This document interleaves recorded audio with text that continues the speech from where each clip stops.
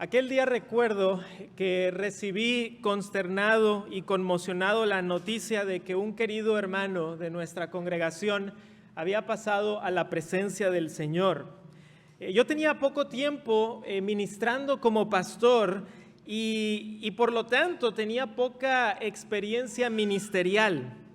De hecho, este sería el primer funeral que yo iba a estar oficiando como pastor. E inmediatamente comencé a sentir esa presión, que era la primera vez que yo iba a estar oficiando el funeral de un querido hermano de nuestra iglesia.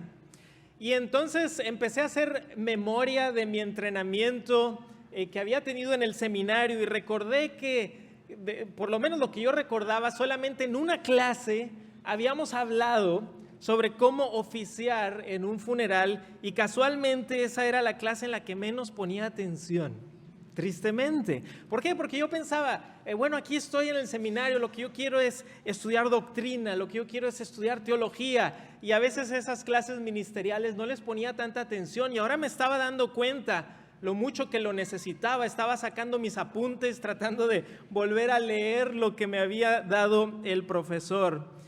Pero gracias a Dios, en mi tiempo de preparación teológica, yo tenía un pastor que había sido un mentor para mí. Fue con él con quien fui varias veces a ministrar y recuerdo que a veces me hablaba y me decía, Emanuel, tienes que estar listo porque salimos en 10 minutos. Pues ¿a dónde vamos? No, vamos a visitar una casa. Vamos a ir al hospital o, por lo menos en un par de ocasiones, tú me vas a ayudar a oficiar este funeral. Incluso me enseñó a preparar el orden del culto, me enseñó a plantar una iglesia, entre muchas otras cosas. Y he tenido, queridos hermanos, la fortuna y el privilegio de tener varios pastores, mentores que han sido y siguen siendo fundamentales en mi vida como cristiano. Y me he dado cuenta que la función pastoral es de suma importancia en la vida de nosotros como creyentes y en la vida de la iglesia también. Los pastores tienen responsabilidades específicas que Dios les ha dado que son indispensables para el crecimiento de la grey de Dios. Y en la predicación de hoy quisiera centrarme en algunas de estas responsabilidades específicas e importantes que Pablo enseña en esta segunda carta a Timoteo. Ahora, evidentemente no vamos a hablar de todas las responsabilidades que tienen los pastores para nada, sino que nos vamos a centrar en 3 en específico. Y vamos a estar aprendiendo, queridos hermanos, lo importante que es tener pastores. Y que sean pastores que buscan al Señor. Y qué privilegio es para que ustedes puedan ser exhortados, puedan ser desafiados y que también salgan con una carga específica de estar orando por su liderazgo pastoral y estar agradecidos con el Señor por eso. Pablo le está escribiendo a Timoteo, su discípulo, y en estas instrucciones vamos a ver algunas responsabilidades fundamentales del pastorado. Primeramente vamos a ver que el pastor, y este va a ser nuestro primer punto, predica la palabra. Predica la palabra. Miren conmigo de nuevo el versículo 1 y el versículo 2, la parte A. Dice, te encarezco delante de Dios y del Señor Jesucristo, que juzgará a los vivos y a los muertos en su manifestación y en su reino, que prediques la palabra. Hermanos, hagamos ahí una breve pausa. Comienza el apóstol Pablo aquí con una palabra muy interesante, que es la palabra encarezco. Es una palabra, inmediatamente la reconocemos como solemne y de hecho se refiere a exhortar con autoridad en cuestiones de extraordinaria importancia.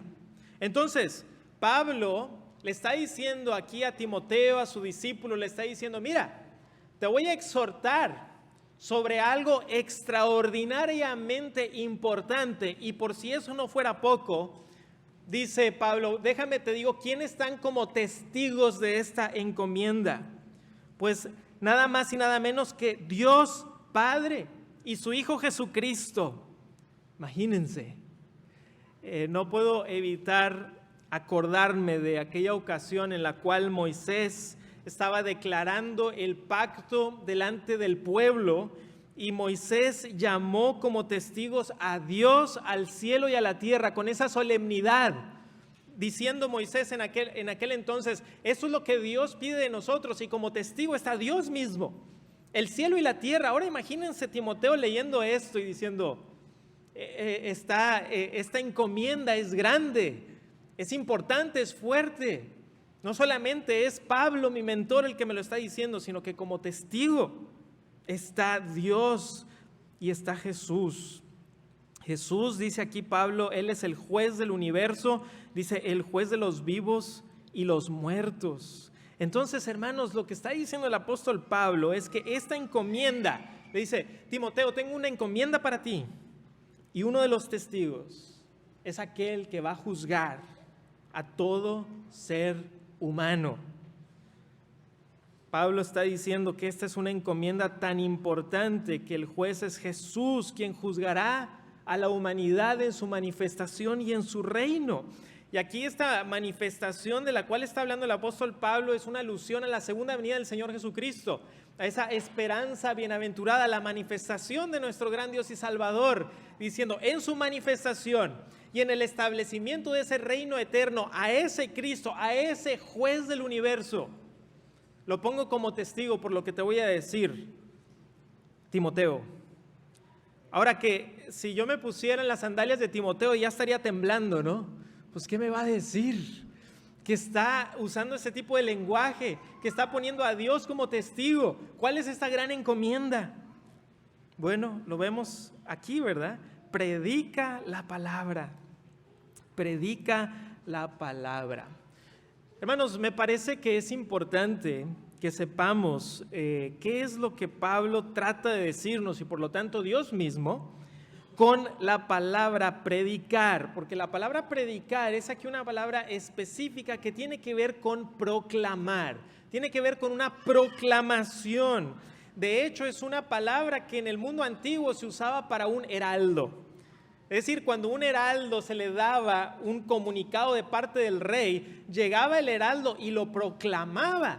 No llegaba el heraldo, vamos a suponer, a la esquina de algún lugar del reino y abría el rollo donde estaba la encomienda que el rey le estaba diciendo al pueblo, y decía el heraldo: bueno, déjenme, les doy mi interpretación aquí o déjenme, vamos a tener una charla. No, es una proclamación específicamente. Él va a proclamar algo.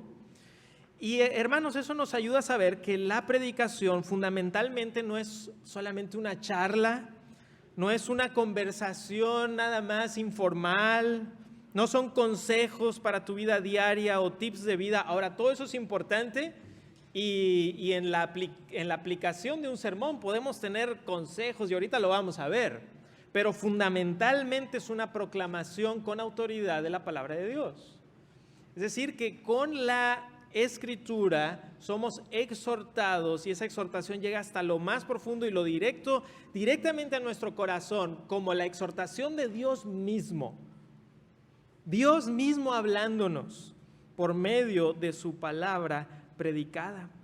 Y es importante, hermanos, que también veamos cuál es el contenido de dicha proclamación. Porque nos dice aquí el apóstol Pablo claramente en el versículo 2 que prediques la palabra. No le dice Pablo a Timoteo que prediques tus palabras, y tampoco le dice predica mis palabras, sino predica la palabra. Esta es una referencia a la palabra de Dios, y ahorita en un momento más vamos a ver algunos de los contextos de 2 Timoteo que nos ayudan a saber que cuando el apóstol Pablo está pensando en la palabra, está pensando en la revelación de Dios. No está pensando nada más en cuestiones humanas meramente, sino lo que Dios ha revelado para su pueblo, para que sea proclamado con autoridad y con decisión. El pastor y predicador Martin Lloyd-Jones dijo en una ocasión que la tarea primaria de la iglesia y del ministerio cristiano es la predicación de la palabra de Dios. ¿Por qué? Porque es por medio de la proclamación pública que podemos desde el liderazgo pastoral estar haciendo muchas funciones.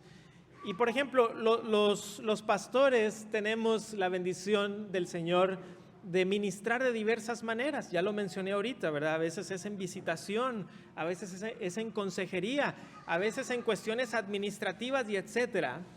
Pero la proclamación pública de la Escritura tiene un lugar especial en la vida de la iglesia, porque es aquí cuando la gran mayoría de la congregación local está presente y en donde podemos pastorear por medio de la proclamación. Es donde podemos aconsejar, es en donde podemos enseñar, es en donde podemos mostrar la gloria de Dios a la gran mayoría de la congregación local. Entonces hay algo especial en la proclamación pública.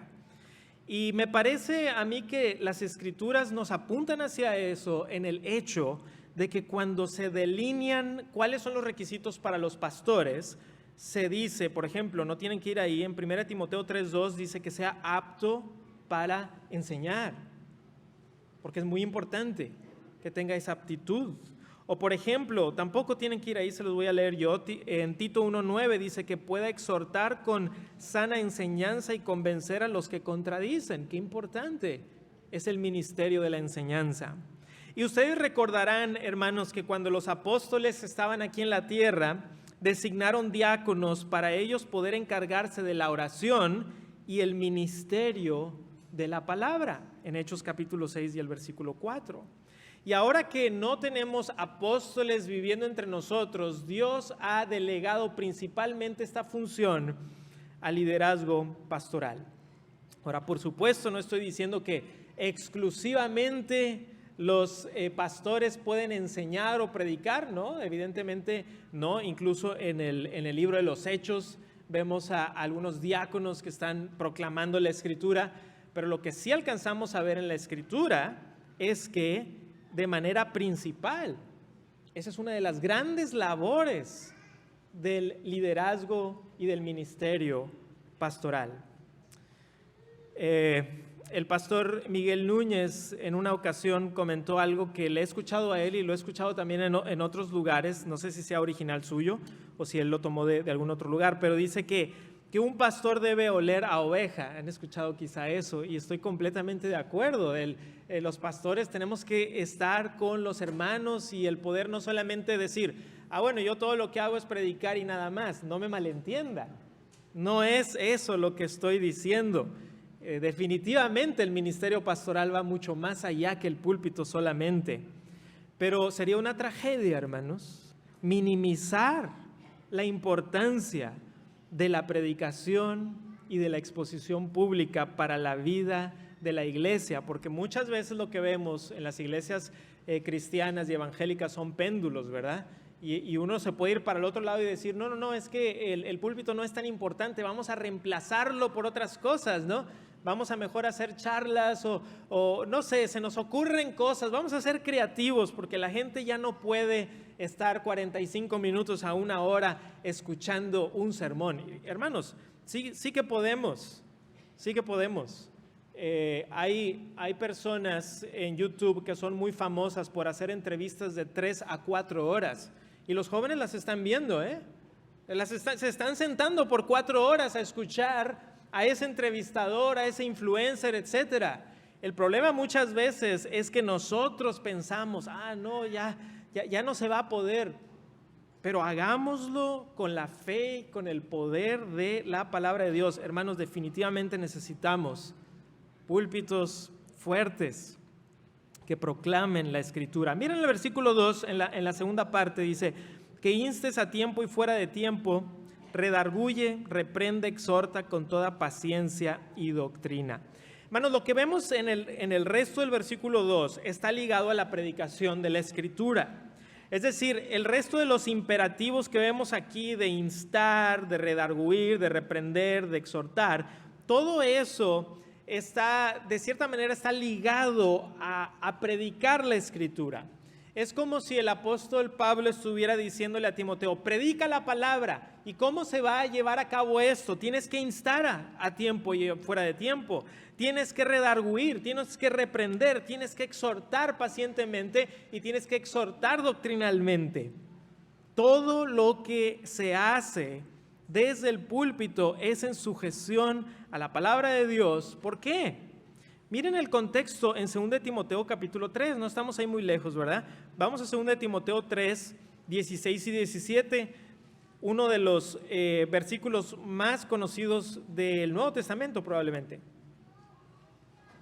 2 Timoteo 3, 16 y 17, dice así: toda la escritura es inspirada por Dios y útil para enseñar, y miren cómo hay cosas similares, ¿verdad? Para enseñar, para redarguir, para corregir, para instruir en justicia, a fin de que el hombre de Dios sea perfecto, enteramente preparado para toda buena obra. La suficiencia de la Escritura, vemos aquí, la inspiración de la Escritura. El apóstol Pablo está diciendo, puesto que toda la Escritura es inspirada por Dios, por lo tanto, es útil para estas cosas. Tenemos que estar convencidos de ello. Ahorita que pasaron los niños al frente y estaban hablando de las 5 solas, ¿no?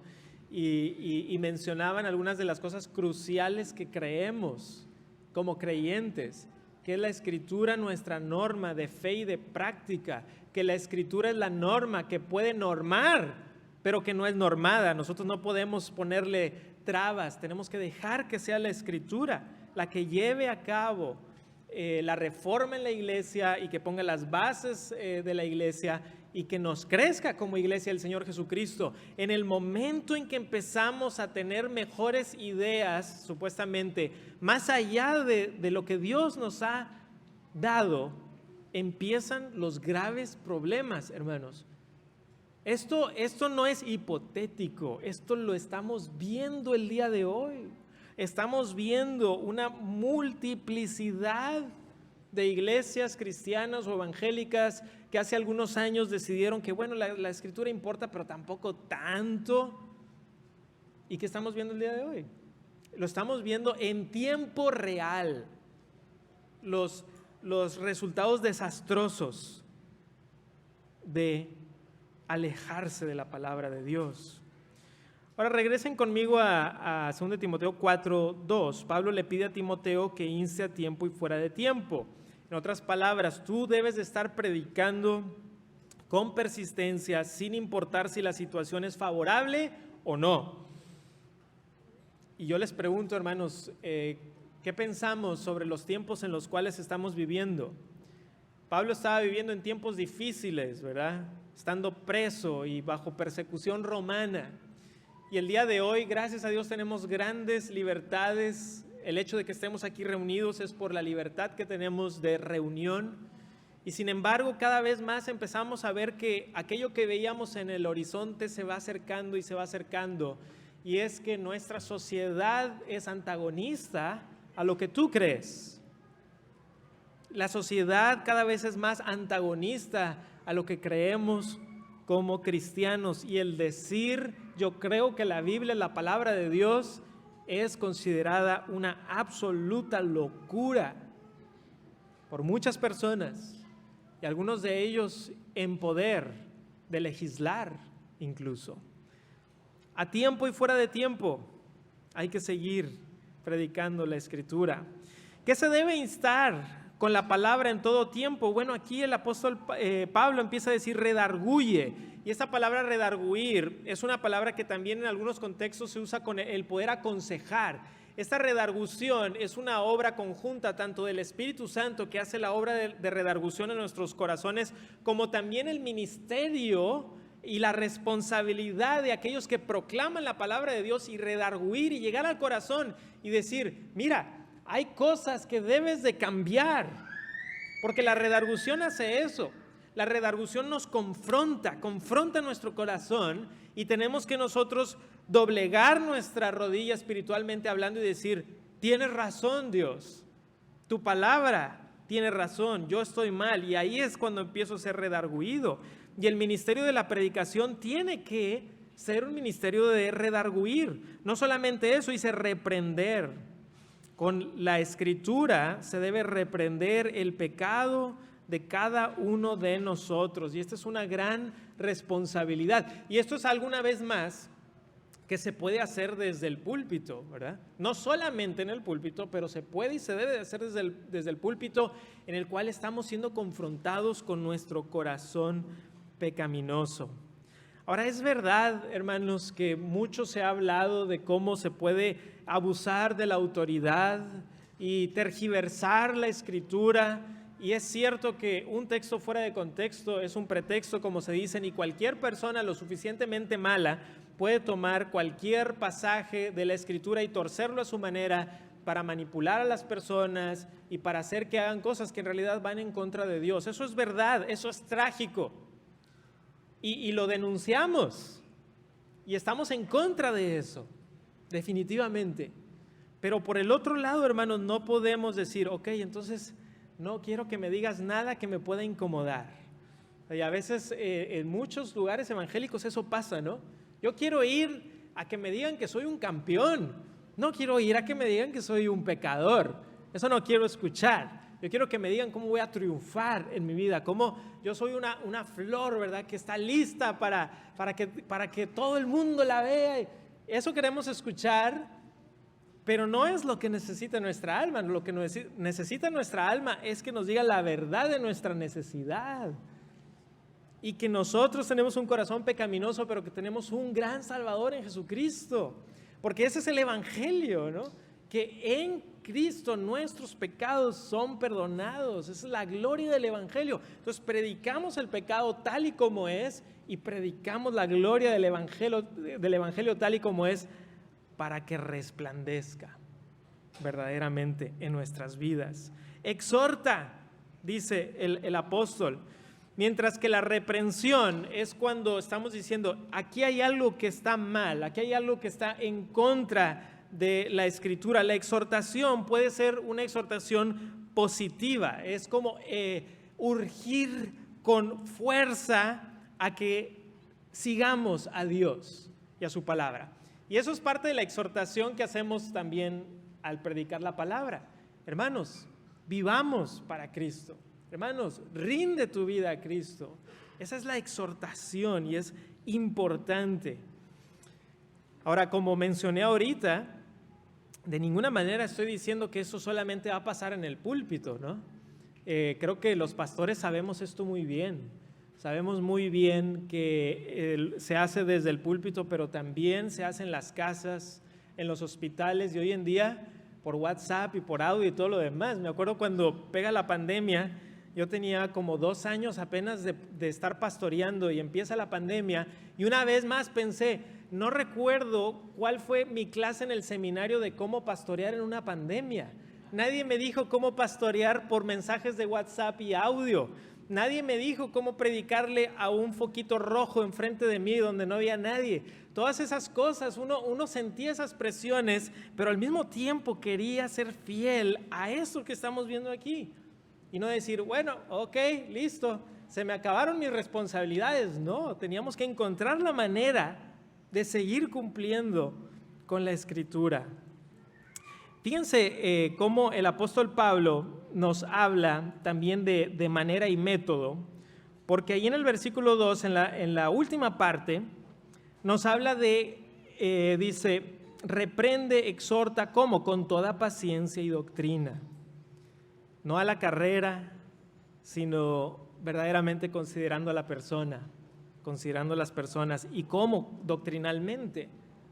Qué importante es la doctrina. Ahorita se mencionaba de la sana doctrina. Qué importante, porque en el momento en que nosotros empecemos a hacer eso sin doctrina, pues entonces estamos reprendiendo, estamos exhortando con nuestra manera de pensar. Y eso es una tragedia, una vez más, que vemos en incontables púlpitos en donde simplemente son consejos que vienen de una persona, pero no están respaldados por la Escritura. Hermanos, qué privilegio es estar en un lugar donde se busca predicar la palabra. Y como yo decía hace un momento, doy gracias a Dios por por esta iglesia y por otras iglesias aquí en nuestra ciudad y aquí en nuestro país y en el mundo, por supuesto, que buscan predicar la Escritura. Nunca nos van a escuchar a nosotros los pastores decir que somos una iglesia perfecta o algo así, porque sabemos que no es así. Estamos en perfección, pero la cuestión tiene que ver con esa búsqueda de ser fiel. Hace algunos años leí lo que algunos consideran ser la gran novela norteamericana, que es Moby Dick, por Herman Melville. Es una novela fascinante, aunque difícil de leer, tiene algunos capítulos muy difíciles de leer, pero uno de mis capítulos favoritos es el 8, el capítulo 8 se titula El púlpito, y en este primer capítulo comienza describiendo al pastor Maple, que va a dar el sermón a los marineros antes de que se hagan a la mar. Y la descripción del mismo pastor Maple, que es un hombre ya grande de edad, es una descripción preciosa y les recomiendo leerla en alguna ocasión. Pero lo que quiero leer es la descripción que hace el autor del púlpito. Y dice esto: tampoco el púlpito estaba exento de ese mismo gusto marinero que había inspirado la escala y la pintura.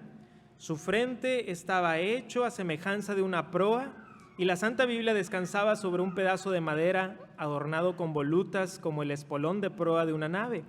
¿Qué podía haber sido más significativo? Escuchen esto, dice: porque el púlpito es siempre la parte más avanzada de la tierra, el púlpito guía al mundo y todo el resto viene tras él.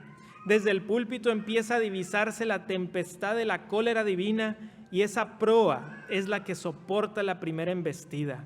Desde el púlpito se invoca por primera vez al Dios de los vientos favorables o contrarios para suplicarle una brisa propicia. Y dice, y esta es mi parte favorita, dice: sí, el mundo es un navío en un viaje sin retorno y el púlpito es su proa. Hermanos, lo que vemos en la historia de la iglesia es que hacia donde va el púlpito va la iglesia. Tuve un profesor que nos dijo en una ocasión, me llamó la atención, me dijo: somos sumamente celosos del tiempo de estudio de nuestro pastor. Eso fue lo que dijo. Somos sumamente celosos del tiempo de estudio de nuestro pastor. Dijo: ¿por qué? Porque sabemos la gran responsabilidad que tiene y queremos que tenga el tiempo para que pueda estudiar la Escritura, porque queremos que nos predique, queremos que nos enseñe, sabemos la importancia. Y hermanos, esa es una exhortación para todos nosotros, que podamos ser también, tener ese celo santo para que nuestros pastores puedan pasar tiempo en la Escritura, pasar tiempo orando, pasar tiempo preparándose para venir y exhortarnos con la Escritura y con la palabra de nuestro Dios.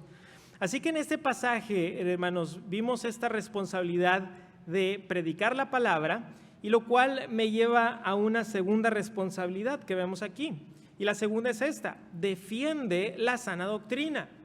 Es decir, el pastor tiene la responsabilidad de defiende la sana doctrina. Miren conmigo el versículo 3 y el versículo 4, estamos en 2 de Timoteo 4. Dice el 3: porque vendrá tiempo cuando no sufrirán la sana doctrina, sino que teniendo comezón de oír, se amontonarán maestros conforme a sus propias concupiscencias, y apartarán de la verdad el oído y se volverán a las fábulas. Aquí la palabra sufrirán tiene que ver con tolerar, es decir, no van a tolerar la sana doctrina. Ya viene el tiempo, dice el apóstol Pablo, donde no la van a querer escuchar. Y eso sucedía en el tiempo del apóstol Pablo y sucede también el día de hoy. No me hables de esas cosas. Háblame de algo que me ponga de buen humor o lo que sea, pero no sistemáticamente enseñarme la Biblia. Ya no estamos para esas cosas. No, sí estamos para esas cosas.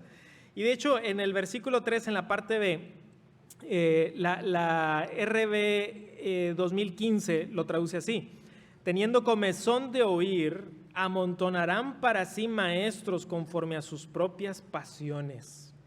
O sea, Pablo está diciendo, viene el tiempo en el cual la gente va a buscar amontonar maestros. Miren este lenguaje que usa el apóstol Pablo. No es nada más, pues busca 1 a 2. No, amontonar, queremos estar llenos. ¿Pero de qué? De maestros que nos puedan rascar el oído nada más. Falsos maestros para escuchar lo que querían oír. Y el resultado es obvio, apartarse de la verdad y seguir las fábulas. Aquí la palabra fábula es una palabra griega que vamos a reconocer todos, es la palabra mito. Se apartarán a los mitos.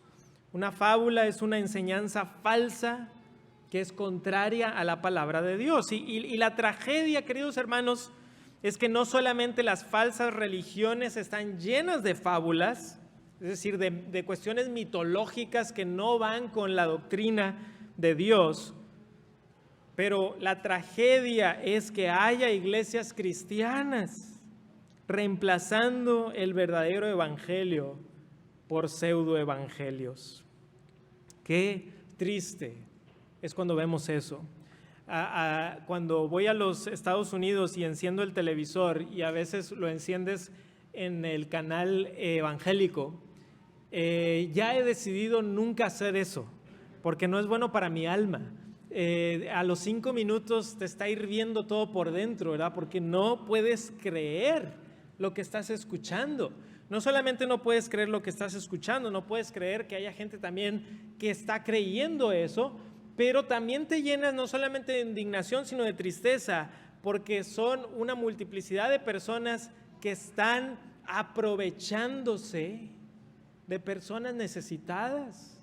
Porque muchas de esas personas de veras están pensando, ya lo intenté todo, bueno, pues ahora le voy a dar a él el dinero o lo que sea. Y con falsas maneras de predicar la Escritura, y qué triste es que sea así. Entonces, hermanos, ¿qué debemos de buscar?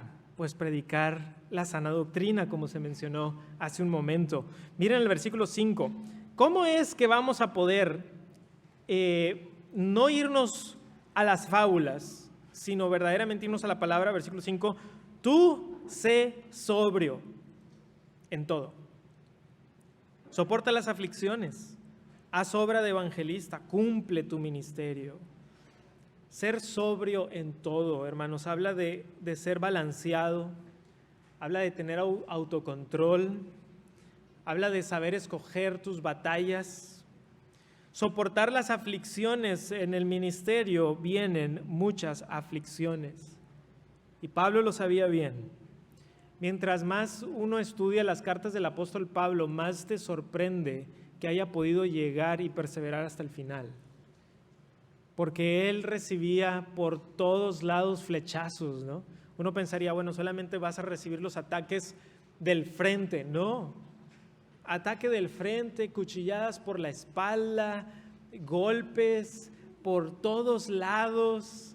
Incluso en la carta de los Gálatas da a entender que había gente bastante contenta de que por fin lo habían metido a la cárcel, ¿no? Oh, ya se habían tardado en meterlo a la cárcel. Y él decía, está bien, con que sigan ellos predicando el evangelio. Es increíble lo que está pasando el apóstol Pablo y diciendo el apóstol Pablo. Y Timoteo muy probablemente, hermanos, había sido testigo de las aflicciones de Pablo, quizá había compartido de las aflicciones con Pablo. Y Pablo está cerca de morir, hermanos, cuando escribe esto. Pero la defensa no siempre es con ataque, a veces es soportando los ataques.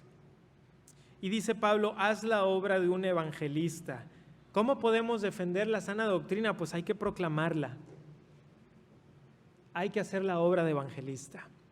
Ahora, hermanos, por supuesto que en este sermón hay un enfoque en el ministerio pastoral, pero espero que se estén dando cuenta lo relevante y aplicable que es para cada una de nuestras vidas.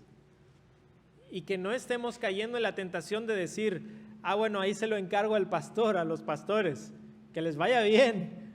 No, sino que también nosotros recibimos estas exhortaciones de parte del Señor y buscamos cumplir con lo que Dios nos ha puesto por delante, proclamar las buenas nuevas. Algo que buscamos hacer al predicar es siempre predicar el evangelio. Siempre predicar el evangelio, siempre predicar sobre Cristo, siempre hablar de quién es Jesús, siempre hablar de esa gran necesidad que tenemos y ese gran Salvador que hay en Él. Entonces, dice el apóstol Pablo, cumple con tu ministerio. Cumple con tu ministerio, cumple con tu llamado. Hermanos, uno de los mejores antídotos para la falsa enseñanza de hoy es enseñar la doctrina por medio de la cuidadosa, metódica, persistente enseñanza de la Escritura. Es increíble lo que Dios hace domingo tras domingo por medio de la cuidadosa y persistente enseñanza de la Escritura. Hace algunos años tuvimos la oportunidad de estar allá en África y los misioneros nos apuntaban a cómo era triste y de cierta manera increíble que veías anuncios por las calles y a veces era el anuncio de un hechicero y a los 5 metros había el anuncio de un supuesto pastor de la prosperidad, pero que más o menos hacían las mismas cosas, ¿no? Era difícil saber cuál era la diferencia y así ibas viendo esos anuncios que se mezclaban entre cuestiones que tenían que ver literalmente con paganismo y otras que tenían que ver con sincretismo y a veces de plano el engaño que había desde múltiples púlpitos, y no solamente en África, eso también sucede aquí en nuestro país, por supuesto. Pero ¿cuál era la manera principal en que los misioneros buscaban contrarrestar esto que había a su alrededor? ¿Saben cuál era la manera principal? La fiel enseñanza metódica, paulatina, paciente de la Escritura, porque la vas enseñando y la enseñanza hace algo cumulativo y la gente va aprendiendo cada vez más y cada vez más y se empieza a dar cuenta qué importante es que nosotros también hagamos eso. Qué privilegio es tener un liderazgo pastoral que busca exponernos a eso. Da gracias a Dios, hermano. Y una de las cosas que quiero exhortarles y desafiarles en esta mañana es que des gracias a Dios por tu congregación, que ores encarecidamente por tu liderazgo pastoral y que te des cuenta de esa encomienda que Dios les ha dado a ellos y nos ha dado a nosotros para que estés orando fervientemente por tus pastores. Y esto me lleva a una última responsabilidad que vemos aquí del liderazgo pastoral y es, punto número 3, persevera en la fe. Persevera en la fe. Miren el versículo 6. Porque yo ya estoy para ser sacrificado y el tiempo de mi partida está cercano. Aquí Pablo reconoce que su muerte se acerca. La palabra sacrificado es una palabra que se usa del sacrificio líquido, lo que era el sacrificio de libación en el Antiguo Testamento. Es la misma palabra que se usaba en el Antiguo Testamento para el sacrificio de libación o el sacrificio líquido. Y la idea parece ser que Pablo sabe que pronto su sangre va a ser derramada como sacrificio, como mártir. Versículo 7, he peleado la buena batalla, he acabado la carrera, he guardado la fe. Miren cómo Pablo pone un ejemplo militar, un ejemplo atlético y un ejemplo espiritual. El ejemplo militar es he peleado la buena batalla. El atlético es he acabado la carrera, ¿verdad? Y el ejemplo espiritual es he guardado la fe. Y la idea es de un custodio, de un guardia, de alguien que ha guardado la fe que se le había encomendado. Cuando me tocó hacer mi servicio militar, a algunos de ustedes les habrá tocado marchar. Me acuerdo que nos decían los sargentos que había un lugar en el cuartel en donde estaba la bandera mexicana y que de en cuando a cierta persona se le encargaba a veces por mucho tiempo, por 24 horas, el estar ahí guardando la bandera. Guardando la bandera. Y uno podría pensar, pero pues ¿quién se la va a robar, no? ¿Quién se va a robar la bandera estando en tiempos de paz? Pero decían, eso es importante. O sea, porque no es nada más que se vayan a robar la bandera, es lo que esa bandera representa para nosotros como militares y como patriotas de nuestro país. Entonces tiene que estar alguien siempre allí guardando la bandera. Hermanos, guardemos la fe. Versículo 8, por lo demás me está guardada la corona de justicia, Fíjense, yo guardo la fe y me está guardada la corona de justicia, la cual me dará el Señor juez justo en aquel día, y no solo a mí, sino también a todos los que aman su venida. En las carreras olímpicas, los corredores recibían una corona de laurel, pero Pablo esperaba recibir una corona de justicia, la cual también llama incorruptible, allá en 1 Corintios 9. Y en este contexto, la corona de justicia parece hacer alusión a la recompensa de haber vivido una vida conforme a la palabra de Dios. Es la recompensa por gracia dada por Dios para aquellos que han peleado la buena batalla, han guardado la fe y han acabado la carrera. Y dice el apóstol Pablo: ahora por la gracia de mi Dios me está reservada esta corona de justicia, esta recompensa dada por gracia, dada por Dios. Es una corona reservada para los que han sido justificados por Dios y que por lo tanto aman su venida. Porque, hermanos, una de las características de un creyente maduro es que quiere que Jesús venga. A veces cuando uno está más joven, ya sea de edad o en la fe, dice: Señor, ven, pero espérate tantito, ¿verdad? Porque tengo algunas cosas que hacer. Hermanos, cuando entiendes la belleza del reino de Dios y del establecimiento del reino de Dios y de lo hermoso de la resurrección y de la venida de Jesucristo, o sea, no puedes más que decir: Maranata, ven, Señor Jesús. Y hermanos, mientras más camino en mi vida cristiana, más anhelo el retorno de nuestro Señor Jesucristo, en donde Él enjugará toda lágrima. ¿No queremos eso? ¿No queremos estar en ese bendito y hermoso reino en el cual ya no habrá más dolor, ya no habrá más enfermedad, sino que podremos estar con el Redentor por toda la eternidad? Hermanos, ¿cómo no vamos a querer eso? ¿Cómo no vamos a anhelar eso? Y Pablo está viendo hacia el final y diciendo: me está guardada la corona de justicia. Y no solamente es para mí, sino para aquellos que tienen un amor tal por Cristo, que no esperan porque regrese y que ya están diciendo: ven Señor Jesús. Por eso así termina el Apocalipsis: ven, ven. No sé si alguna vez has estado en una prueba de resistencia como en una carrera. Y cuando estaba en la preparatoria fuimos al extranjero a competir en unas mini olimpiadas y pues no teníamos nada de experiencia, para ser sinceros, pero estábamos haciendo nuestro mejor esfuerzo, digamos. Y estábamos en las gradas y uno de nuestros amigos iba a competir en una de las carreras largas. Ya no me acuerdo de cuánto era, si de 1 kilómetro o 2, era una carrera larga, vaya. Y entonces suena el silbato y empieza a correr como si fueran 100 metros planos. Hombre, le iba ganando a todos inmediatamente, y los demás iban trotando, ¿no? Y él iba corriendo a toda velocidad. Y nosotros, los amigos, estamos: ¿pero qué está haciendo? ¿Qué está haciendo? Sí le está ganando a todos, pero ese no es el tipo de carrera. Tiene que llegar hasta el final, tiene que perseverar. Y les digo qué pasó. Pues a la mitad de la carrera de repente se detuvo.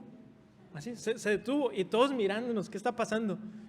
Y empezó a caminar y se regresó, como que dijo: hasta aquí llegué, ya no pudo más. Entonces llegó y le dijimos: ¿qué pasó? Dijo: no, pues planeé mal.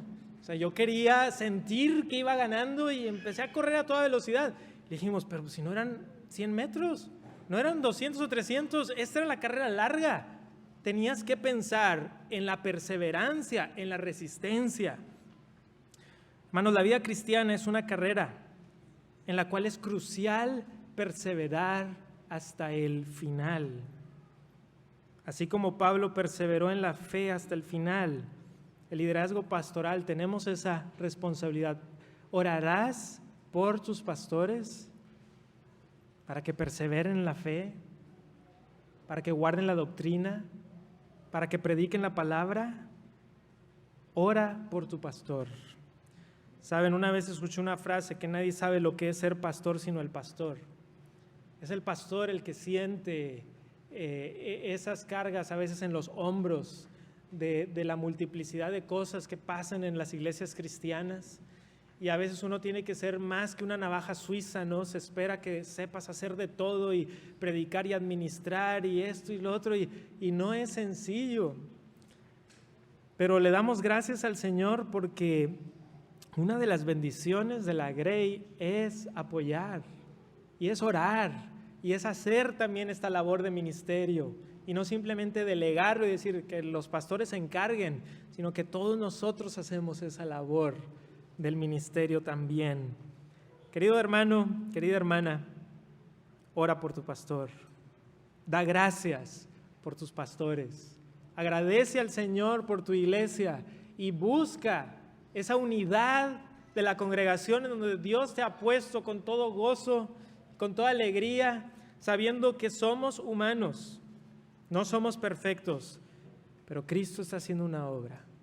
Cristo está haciendo una obra y esa es nuestra fe. Gracias a Dios por los pastores que Él pone en nuestro camino para guiarnos, para mentorearnos, para predicarnos, para exhortarnos, redarguirnos y, hermanos, para que podamos perseverar nosotros también en la fe hasta el final. Vamos a orar. Te bendecimos, Dios, y te damos las gracias porque eres un Dios bueno, que te dignas a usar a personas imperfectas para hacer una obra hermosa. Y en esta tarde, Padre Celestial, yo quiero encarecidamente suplicar delante de ti por cada uno de mis hermanos pastores de esta congregación, quienes son pastores, pero también han sido para mí amigos, y lo sé que también lo son para esta congregación. Te pido por los miembros de esta iglesia, para que tú les des a ellos una carga real por el ministerio pastoral, Señor, y que podamos estar agradecidos, porque eres tú el que ha levantado a estos hombres para ser líderes y siervos en esta congregación. Padre Celestial, yo te ruego también por la Iglesia Bautista Genezaret, Señor, que tú sigas usándola como lo has hecho hasta el día de hoy, como un faro de luz en nuestra ciudad, también como una punta de lanza en nuestra ciudad, Señor, que sigas bendiciendo los ministerios, que sigas bendiciendo la universidad y las diversas maneras en las cuales la iglesia está siendo de bendición no solamente en nuestra ciudad, sino en nuestro país y más allá de nuestras fronteras. Padre Celestial, bendecimos tu nombre porque eres digno de ser alabado